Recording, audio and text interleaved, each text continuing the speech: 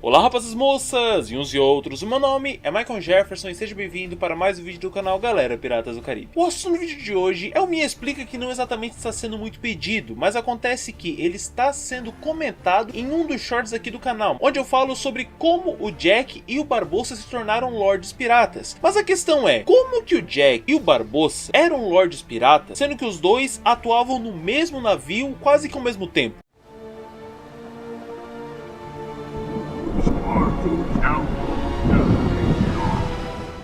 Se você está se fazendo essa pergunta, eu tenho que te dizer, você não é o único. Isso porque tem vários comentários, não só naqueles shorts, mas em vários outros aqui do canal, que essa pergunta é feita. Como que o Barbossa era Lorde Pirata pela Corte da Irmandade, o Jack era Lorde Pirata pela Corte da Irmandade, e os dois atuavam no mesmo navio, porque os outros Lordes Piratas aparentavam nem mesmo estar próximos um dos outros? Por que que isso aconteceu justamente para essa dupla? Eu vou te falar daqui a pouco, só que antes, dois recados muito rápidos, certo? O primeiro é que está acontecendo um concurso de sorte aqui no canal Galera Piratas do Caribe, onde você pode ganhar pela bagatela de R$1 aquele chapéu que está logo ali atrás de mim. Aquele chapéu foi confeccionado aqui no canal durante um Te Vira Marujo, onde eu ensinei a fazer o chapéu do Capitão Jack. E no caso esse que foi produzido durante o vídeo, será o grande prêmio para esse concurso de sorte para vocês que queiram estar ganhando. Além disso, vale dizer que só vale para o território nacional e que caso você ganhe esse prêmio, a única coisa que você vai ter de desembolsar é aquele R$1, porque de resto é por minha conta. No caso, em questão do envio. Caso você queira participar, dá uma olhada no primeiro link que vai estar aqui na descrição e também no card explicando um pouco melhor sobre esse concurso de sorte. E o segundo ponto que eu gostaria de falar é que o meu segundo livro, Eloy Barnes Entre Raios e Trovões, já está disponível na Wiclap. Você pode estar adquirindo no segundo link aqui da descrição. Lembrando, esse meu livro é a continuação direta desse primeiro livro, Eloy Barnes e os Segredos no Converse, que é um jovem pirata vivendo as suas aventuras aqui na América do Sul. Sim, ele começa aqui na América do Sul e vai subindo para o Caribe. Se você tiver interesse em adquirir o primeiro ou o segundo, ou até mesmo os dois, é só você dar uma conferida no segundo link aqui da descrição que você vai ser direcionado rapidamente para o site. Eu tô devendo um vídeo falando um pouco mais sobre esses livros, mas aguarde, daqui a pouco ele sai. E considerando que sim, a gente vai precisar voltar lá antes de Piratas do Caribe 1, lá nos livros do Capitão Jack Sparrow, para que o vídeo não fique tão longo, abrimos as velas, recolhemos a cruz e vamos para o vídeo. A primeira coisa que você precisa saber é que o Capitão Barbossa é mais velho que o Capitão Jack. Tá fixado na cabeça? Tudo bem, então podemos voltar para o início da história. Muito antes de Piratas do Caribe 1, o Barbossa e o Jack já se conheciam. Ah, mas é claro, o Barbossa serviu no navio do Jack e ele provocou o motim. Você está certo em pensar isso, mas os dois se conheceram bem antes do Barbossa começar a trabalhar para o Jack. Quando o Jack já era um jovem, ele acabou participando junto ao seu pai de uma reunião que aconteceu na Baía Naufrágio, ou melhor, na cidade Naufrágio. Essa reunião de piratas reuniu a terceira corte da Irmandade para falar sobre uma questão que estava em comum entre eles: o ataque a navios piratas que não estavam rivalizando com os piratas que estavam os atacando. Pode parecer estranho falar isso, mas no código da corte da Irmandade há uma questão que você só poderia estar atacando se aquilo ali tivesse te oferecendo algum risco. E chegou ao conhecimento da Corte da Irmandade que alguns navios estavam sendo atacados sem nem mesmo a possibilidade de pedir parola. E entre os reclamantes estava principalmente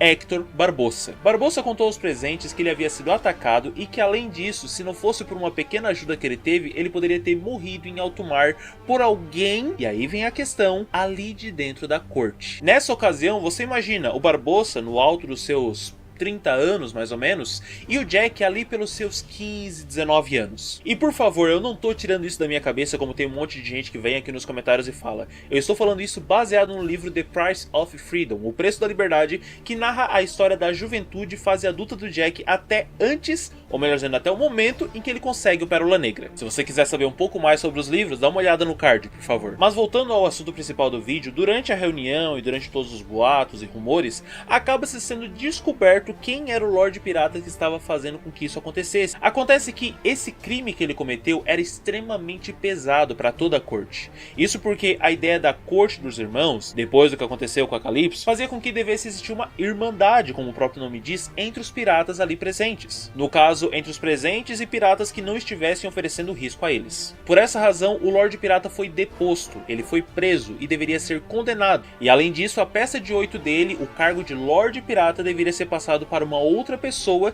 que não deveria continuar os traços dele, que não deveria continuar a ideia dele e que não assumiria os navios dele, mas que assumiria a dominação do mar ou oceano que ele estava dominando. Porque sim, como eu falei nesse vídeo aqui, cada um dos Lords Piratas meio que era nomeado para uma área de água, não exatamente um oceano, não exatamente um mar. Até porque, por exemplo, esse capitão, ele era Lorde Pirata do Mar Cáspio. E o que eu tô fazendo aqui é resumir, mas durante o livro mostra que o Barbossa, o Jack e a Esmeralda acabaram nutrindo uma certa amizade ou um conhecimento mútuo entre eles. E quando foram até a cela do tal capitão, o capitão passou a peça de 8 dele para o Barbossa. Talvez por finalmente perceber que o que ele fez não era certo, talvez por ter se arrependido e dar uma possibilidade de uma vida maior para aquele pirata, não é tão importante para esse vídeo agora. O que é importante é entender que neste exato momento, Barbossa se torna Lorde Pirata do Mar Cáspio. Se você tá assistindo até aqui é porque tá gostando do conteúdo, então eu peço a você, por favor, já se inscreve no canal. Ah, Michael, mas eu já sou inscrito, então já curte. E se você tá se inscrevendo agora, já curte também o vídeo, porque eu sei que você tá gostando.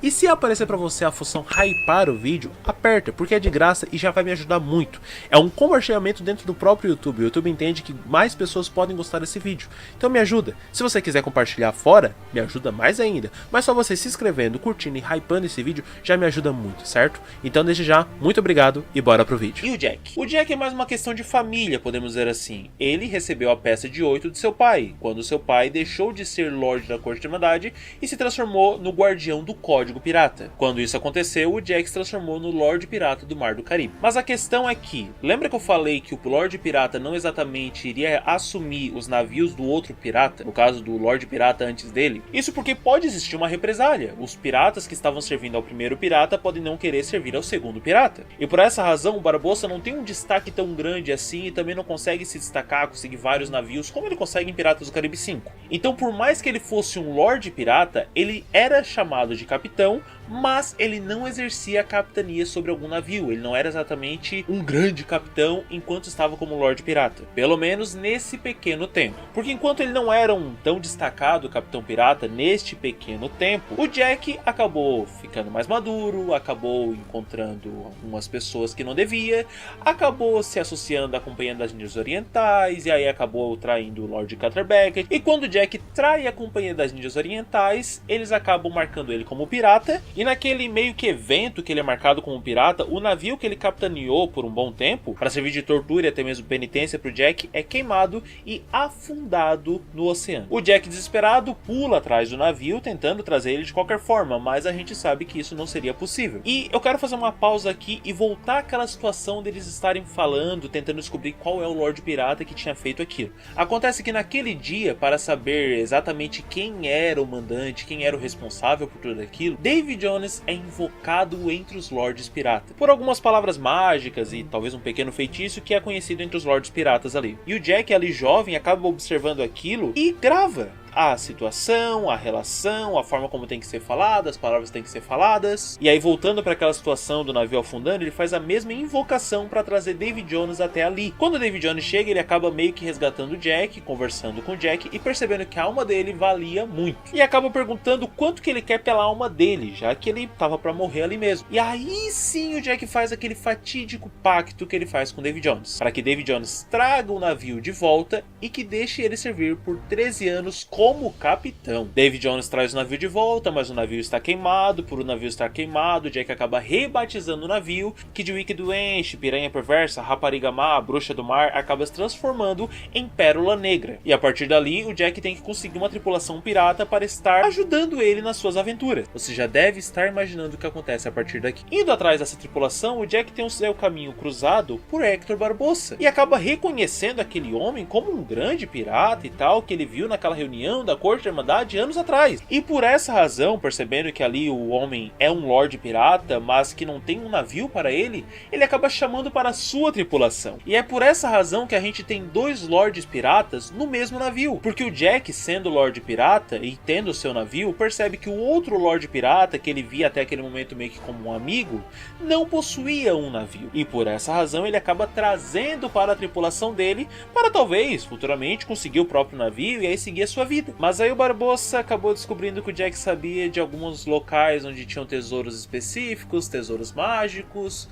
e resolveu descobrir o mistério, descobrir as histórias e fazer o motim. Então, finalizando, esse me explica por que existiam 2 Lords no Pérola Negra. Porque o Jack era dono do Pérola Negra. Acabou chamando Barbossa para o seu navio enquanto Barbossa não conseguiu um navio.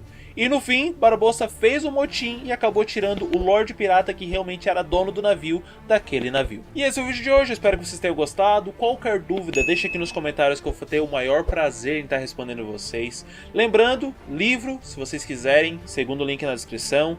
Se vocês quiserem aquele chapéu ali, por favor, dá uma olhada no primeiro link da descrição. E até o próximo dia onde eu trarei um vídeo falando sobre Piratas do Caribe. Não tire os olhos do horizonte. Até o próximo vídeo e tchau!